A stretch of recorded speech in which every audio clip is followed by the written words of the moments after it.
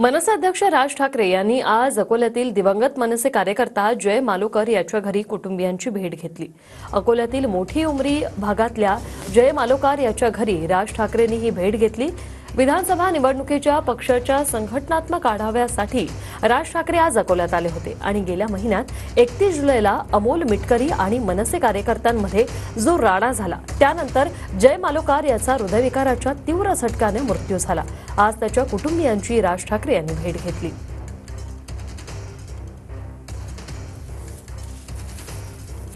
रिपोर्टमध्ये काही नाही आहे, नील रिपोर्ट आहे, अटॅक म्हणून नाही आहे रिपोर्टमध्ये।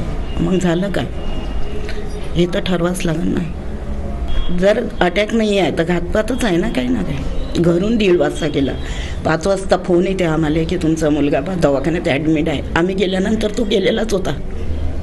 तो 2 म्हणजे 3 घंट्यात तो कडक झाला असं म्हटलं चालते। मग कधी गेला काय गेला हे आम्हाला काय माहिती।